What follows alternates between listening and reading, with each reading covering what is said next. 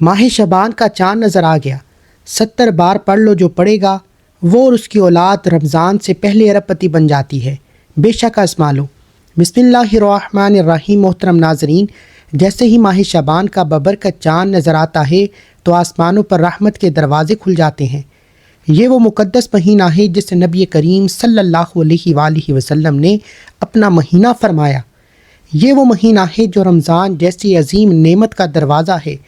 یہ وہ مہینہ ہے جسے غفلت کرنے والے پر اگر پلٹ آئے تو رب انہیں محروم نہیں کرتا۔ شعبان کا چاند دراصل اعلان ہوتا ہے کہ اب اللہ کی خاص رحمتیں زمین پر اترنے والی ہیں، اب بخشش کے پروانے تقسیم ہونے والے ہیں، اب تقدیروں پر نظر کرم ہونے والی ہے۔ یہ وہ مہینہ ہے جس میں اعمال اللہ کے حضور پیش کیے جاتے ہیں۔ اسی لیے نبی کریم صلی اللہ علیہ وآلہ وسلم چاہتے تھے کہ جب اعمال پیش ہوں تو وہ روزے کی حالت میں ہوں۔ ذرا سوچی وہ مہینہ کتنا عظیم ہوگا جس میں بندوں کے نام، ان کے اعمال، ان کی دعائیں رب کے سامنے رکھی جاتی ہیں۔ شعبان کا چاند نظر آتے ہی دل نرم ہو جاتا ہے، آنکھیں نم ہو جاتی ہیں، گناہوں کا بوجھ محسوس ہونے لگتا ہے اور بندہ بے اختیار کہہ اٹھتا ہے کہ یا اللہ اب سنبھال لے۔ یہ وہ مہینہ ہے جو ہمیں بتاتا ہے کہ ابھی بھی وقت ہے، ابھی بھی لوٹ آؤ، ابھی بھی معافی مانگ لو، ابھی بھی اپنے رب سے جڑ جاؤ۔ شعبان کی ایک رات قبولیت چھپی ہوئی ہے۔ خاص طور پر اس کا چاند یہ پیغام لے کر آتا ہے کہ جو آج مانگ لے گا وہ محروم نہیں رہے گا، جو جھک جائے گا وہ سرخرو ہو جائے گا، آج جو رو لے گا اس کی قسمت ہنس پڑے گی۔ کتنے ہی لوگ جو سال بھر دعائیں کرتے ہیں مگر دل سے نہیں۔ شعبان وہ مہینہ ہے جو دلوں کو جگا دیتا ہے، جو روحوں کو بیدار کرتا ہے، جو آنکھوں سے آنسو نکلوا دیتا ہے۔ اس مہینے کا چاند ہمیں یاد دلاتا ہے کہ زندگی کا ہر لمحہ قیمتی ہے۔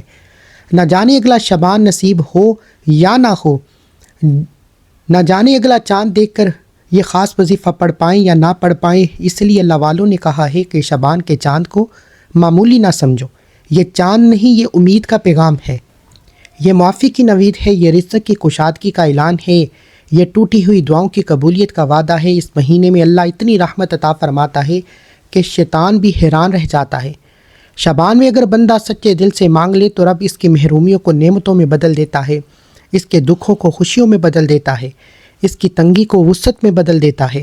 کتنے ہی بے روزگار ہیں جن کے لیے شعبان کا چاند رزق کا پیغام لے کر آتا ہے، کتنے ہی مقروض ہیں جن کے لیے یہ چاند قرض اترنے کی خوشخبری لاتا ہے، کتنے ہی بیمار ہیں جن کے لیے یہ شفا کا اعلان بن جاتا ہے، کتنے ہی پریشان ہیں جن کے لیے یہ سکون کا سبب بن جاتا ہے۔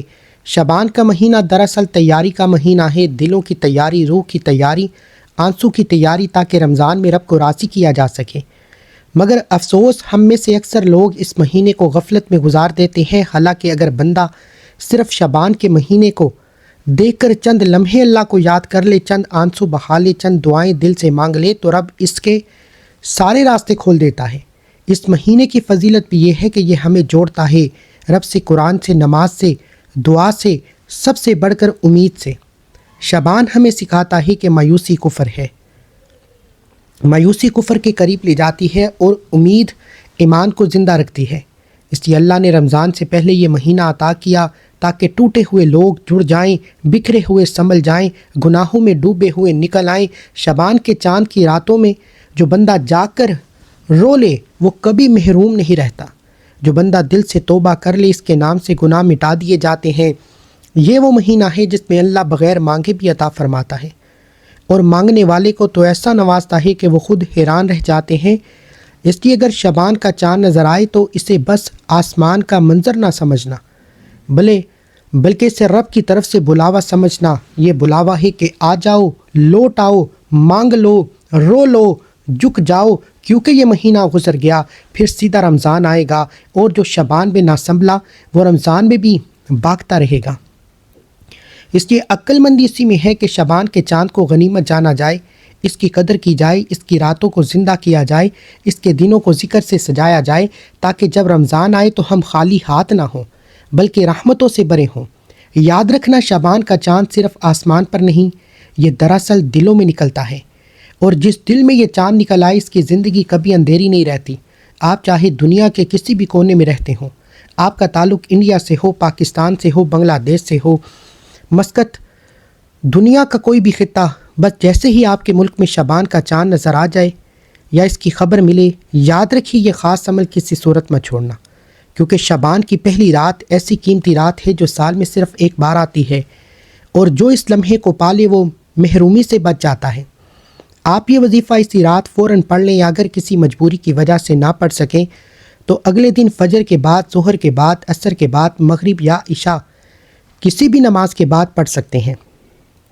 نہ اس میں وقت کی کوئی قید ہے، نہ جگہ کی کوئی پابندی ہے۔ دکان پر ہو وہیں پر پڑھ لو، دفتر میں ہو وہیں پر پڑھ لو، سفر میں ہو چلتے پھرتے پڑھ لو، جہاں بھی ہو تب بھی پڑھ سکتے ہو۔ بس شرط صرف ایک ہے کہ شعبان کے چاند کا یہ خاص وظیفہ ضائع نہ ہو، کیونکہ وقت کی نزاکت بہت زیادہ ہے۔ یہ لمحے ہاتھ سے نکل گئے تو پھر پچھتاوے کے سوا کچھ نہیں بچتا۔ اس لیے آئیے ناظرین، دل کو سنبھالیے اور آج کے اس بابرکت عمل کی طرف چلتے ہیں، مگر اس سے پہلے ایک گزارش دل سے سن لیں کہ اگر آپ اس چینل پر نئے ہیں اور ابھی تک اس چینل کو سبسکرائب نہیں کیا تو خدارہ اس چینل کو بھی سبسکرائب کر لیں، کیونکہ ایسے نایاب وظیفے، ایسے مجرب اعمال میں آپ کے ساتھ روزانہ شیئر کرتا ہوں۔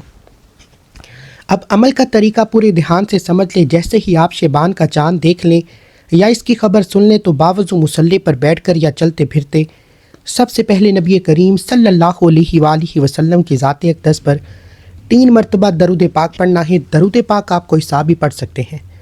آپ مختصر اور آسان سا درود صلی اللہ علیہ وآلہ وسلم پڑھ لیں، صلی اللہ علی محمد پڑھ لیں، لیکن نماز والا درود ابراہیمی پڑھیں تو یہ سب سے افضل اور سب سے زیادہ برکت والا ہے، کیونکہ درود ابراہیمی کی فضیلت تمام درودوں سے بڑھ کر ہے۔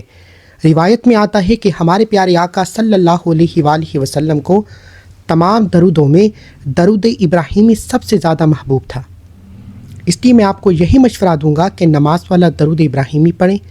ثواب کی نیت سے ایک بار میرے ساتھ پڑھ لیں، اللہم صلی علی محمد وعلی آل محمد کما صلیت علی ابراہیم وعلی آل ابراہیم انک حمید مجید، اللہم بارک علی محمد وعلی آل محمد کما بارکت علی ابراہیم وعلی آل ابراہیم انک حمید مجید۔ 3 مرتبہ درود پاک پڑھنے کے بعد اب آپ نے اپنے خاص مقصد کی نیت کرنی ہے۔ یاد رکھیے ہر انسان کی حاجت الگ ہوتی ہے، ہر دل کا دکھ جدا ہوتا ہے۔ کوئی کرائے کے مکان میں رہ کر تنگ آ چکا ہے اور اپنے رب سے ایک چھت مانگ رہا ہے، تو وہ نیت کر لے کہ یا اللہ مجھے ذاتی گھر عطا فرما۔ کوئی کاروبار نقصان، رکاوٹوں، پریشانیوں میں گرا ہوا ہے تو وہ نیت کر لے کہ یا اللہ میرے کاروبار میں برکت ڈال دیں اور میری ساری مشکلات ختم فرما دیں۔ کسی کی اولاد نافرمان ہے، بات نہیں مانتی، راستے سے بھٹک رہی ہے تو وہ ماں باپ نیت کر لیں کہ یا اللہ میری اولاد کو میرا فرما بردار بنا دے اور سیدھے راستے پر لے آ۔ کسی کا شوہر نافرمان ہے، گھر کا سکون ختم ہو چکا ہے تو وہ عورت نیت کر لے کہ یا اللہ میرے شوہر کے دل کو میرے تابع کر دے۔ کسی کے بچوں کے رشتے نہیں ہو رہے، لوگ آتے ہیں دیکھ کر چلے جاتے ہیں، وہ نیت کر لے کہ یا اللہ میرے بچوں کے لیے نیک، اچھے اور باعزت رشتوں کے دروازے کھول دے۔ الغرض جو بھی آپ کی حاجت ہو، جو بھی آپ کی خواہش ہو، جو بھی آپ کا مسئلہ ہو، چاہے وہ آپ کو ناممکن ہی کیوں نہ لگتا ہو، آج دل کھول کر مانگ لیں، کیونکہ آج مانگنے والا محروم نہیں رہتا۔ پھر جیسے ہی نیت مکمل ہو جائے تو فوراً 1 مرتبہ اعوذ باللہ من الشیطان الرجیم بسم اللہ الرحمن الرحیم پڑھ کر اس بابرکت وظیفے کا آغاز کرنا ہے۔ یاد رکھیے تعوذ تسمیہ پڑھنے سے تمام شیطانی اثرات ختم ہو جاتے ہیں، اور جس کام کی ابتدا اللہ کے نام سے کی جائے اس میں برکت ہوتی ہے، خیر ہوتی ہے، حفاظت ہوتی ہے۔ جب آپ اپنے تمام مقاصد کی نیت کر لیں، تعوذ اور تسمیہ پڑھ لیں تو دل کو یقین سے بھر لیں اب آپ کا معاملہ اللہ کے سپرد ہو چکا۔ جس کا معاملہ اللہ سنبھال لے اس کی زندگی کبھی ویران نہیں رہتی۔ اب توجہ اور یکسوئی کے ساتھ سب سے پہلے نمبر پر ایک ایسا عمل وظیفہ پڑھنا ہے جو اتنا آسان ہے کہ کوئی چھوٹا سا بچہ بھی اسے بڑے سکون، اطمینان اور آسانی کے ساتھ پڑھ سکتا ہے۔ پہلے نمبر پر جو وظیفہ آپ نے پڑھنا ہے وہ کوئی نیا وظیفہ نہیں، یہ وہ مبارک نام ہے جسے آپ زندگی میں کئی بار پڑھ چکے ہوں گے، مگر آج اسے خاص یقین، خاص نیت اور خاص لمحے میں پڑھنا ہے۔ پہلے نمبر پر آپ نے یا مسبب الاسباب پڑھنا ہے، اور ذرا اس نام کے معنی دل میں اتار لیں۔ یا مسبب الاسباب یعنی اے اسباب پیدا کرنے والی ذات، اے وہ رب جو بندہ دروازے کھول دیتا ہے، وہ اللہ جو ناممکن کو ممکن کر دیتا ہے۔ اگر آپ کی زندگی میں کوئی ایسی حاجت ہے، جو پوری نہیں ہو رہی، کوئی ایسی خواہش ہے جو سالوں سے دل میں دبی ہوئی ہے، کوئی ایسا مقصد ہے جو ہر کوشش کے باوجود پورا نہیں ہوتا، تو آج یا مسبب الاسباب پڑھ کر اللہ سے اس کے اسباب مانگ لیں۔ اگر آپ بے روزگار ہیں، روزگار کے اسباب بن جائیں گے۔ کاروبار رکا ہوا ہے تو ترقی کے راستے کھل جائیں گے۔ اگر حالات بند ہیں تو راستے خود چل کر آئیں گے، کیونکہ یا مسبب الاسباب پڑھنے والا رب کو راضی کر لیتا ہے۔ اور یاد رکھیے، جب اللہ کسی بندے سے راضی ہو جائے تو پھر وہ حساب نہیں دیکھتا، بس عطا ہی عطا کرتا ہے۔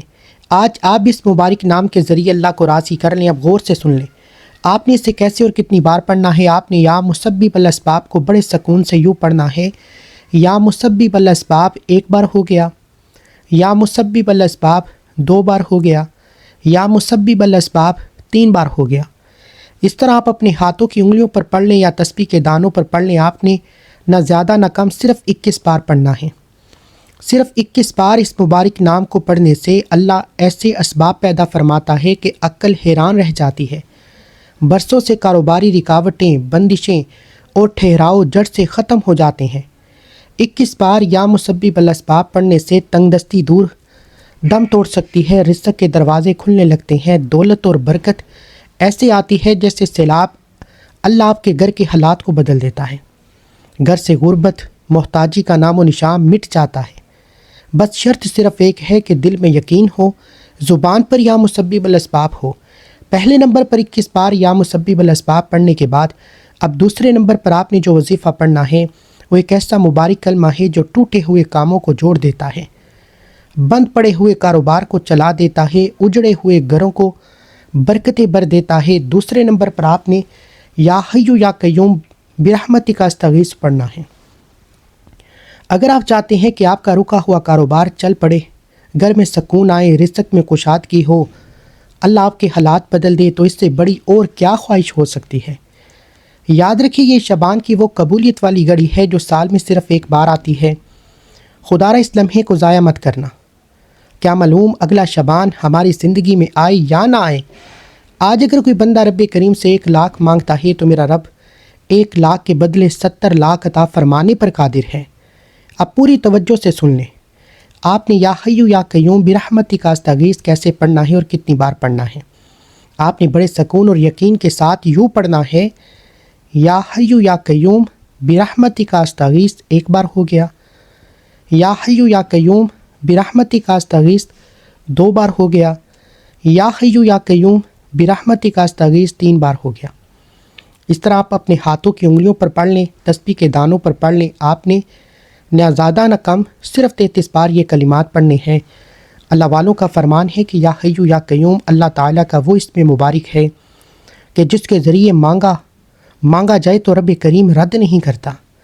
اگر آپ 33 بار یا حی یا قیوم برحمتک استغیث پڑھ کر اللہ کے سامنے 33 حاجات کی نیت کر کے بیٹھ جائیں تو یقین رکھیں کہ میرا رب آپ کو مصلی چھوڑنے سے پہلے عطا فرما دے گا، کیونکہ جب رب سارے معاملات خود سنبھال لیتا ہے تو پھر ٹوٹا ہوا بھی جڑ جاتا ہے اور ناممکن بھی ممکن ہو جاتا ہے۔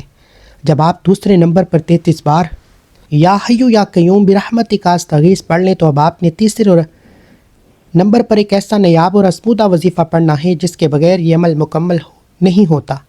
یہ آخری ستون ریڑھ کی ہڈی ہے جو آپ کے تمام اعمال کو مکمل کر دیتا ہے۔ اس کے بغیر یہ عمل نامکمل رہ جاتا ہے۔ اب آپ نے ایک قرآنی صورت پڑھنی ہے جسے دولت والی صورت کا، کامیابی کا راز اور رزق و برکت کا سرچشمہ کہا جاتا ہے۔ یہ قرآن پاک کی سب سے چھوٹی مگر سب سے طاقتور صورت ہے، جسے پڑھنے والا کبھی کسی کا محتاج نہیں رہتا۔ جس کے ساتھ دل کی گہرائی سے مانگے وہ کبھی خالی ہاتھ نہیں رہتا۔ تیسرے نمبر پر آپ نے سورہ کوثر کو پڑھنا ہے۔ تلاوت سماعت فرما لیجئے۔ اعوذ باللہ من الشیطان الرجیم، بسم اللہ الرحمن الرحیم۔ انا اعطیناک الکوثر فصلی لربک وانحر ان شانئک ھو الابتر۔ آپ سورہ کوثر کو اپنے ہاتھوں کی انگلیوں پر پڑھ لیں، تسبیح کے دانوں پر پڑھ لیں۔ آپ نے صرف 70 بار پڑھنی ہے۔ جب آپ سورہ کوثر پڑھ رہے ہوں تو دل سے آنکھوں میں آنسو روتے ہوئے، تڑپتے ہوئے، سسکتے ہوئے اللہ تعالیٰ کا شکر ادا کرتے جائیں اور رب کعبہ سے اپنے دل کی تمام حاجات کو مانگتے چلے جائیں۔ یقین رکھیں یہ صورت اتنی برکت والی ہے کہ 70 بار پڑھنے سے اللہ آپ کی نسل کو آباد کر دیتا ہے، آپ کے گھر کی پریشانیاں، فاقے، تنگ دستیاں ختم ہو جاتی ہیں، گناہوں اور بندشوں کے اثرات ٹوٹ جاتے ہیں، کامیابی آپ کا مقدر بن جاتی ہے۔ یہ آخری وظیفہ پڑھتے وقت دل کی سچائی، یقین اور محبت سے مانگنا سب سے ضروری ہے، کیونکہ یہی وہ لمحے ہیں جب رب کریم آپ کی تمام حاجات کو سن کر پورا کر دیتا ہے۔ اب آپ کے تینوں وظائف مکمل ہو چکے۔ پہلے نمبر پر آپ نے 21 بار یا مسبب الاسباب کو پڑھنا ہے۔ دوسرے نمبر پر یہ وہ وظیفہ ہے جو رزق اور اسباب پیدا کرنے والا ہے، جو رکا ہوا کاروبار، گھریلو پریشانیاں، تنگ دستی ختم کر دیتا ہے۔ پھر دوسرے نمبر پر آپ نے 33 بار یا حیو یا قیوم برحمتی کا استغیث پڑھنا ہے۔ یہ وظیفہ مشکلات، رکاوٹیں اور پریشانیاں دور کرتا ہے اور رب کی رحمت کو کھول دیتا ہے۔ اس کے بعد پھر تیسرے نمبر پر آپ نے 70 بار سورہ کوثر پڑھنی ہے۔ یہ وہ چھوٹی مگر طاقتور سورج ہے جو دولت، کامیابی اور برکت کا سرچشمہ ہے، جسے پڑھنے والا کبھی کسی کا محتاج نہیں رہتا۔ جب آپ یہ تینوں اعمال بتائے گئے طریقے اور ترتیب سے پڑھ لیں تو آخر میں نبی کریم صلی اللہ علیہ وآلہ وسلم کی ذات اقدس پر 3 مرتبہ درود پاک لازمی پڑھیں، جو آپ نے عمل کے شروع میں پڑھا تھا۔ اس کے بعد آپ کا عمل مکمل ہو جاتا ہے۔ یاد رکھیے کہ عمل شروع کرتے وقت دل میں اپنی حاجت اور مراد کی نیت لازمی کرنی ہے، اور عمل مکمل ہونے کے بعد اپنی تمام حاجتیں، پریشانیاں، دکھ، تکالیف، مسائل اللہ پاک کے حضور رو کر گڑ گڑا کر دعا کے ساتھ پیش کریں۔ اللہ پاک یقیناً کرم فرمائیں گے، آپ کو بہتر نہیں بہترین سے نوازیں گے۔ انشاءاللہ دعا ہے کہ اللہ تعالیٰ ان وظائف کی بدولت ہماری تمام مشکلات، پریشانیاں اور رزق کی تنگی کو دور فرمائے اور ہمارے لیے آسانیاں پیدا کرے۔ اللہ تعالیٰ ہم سب کا حامی ناصر ہو۔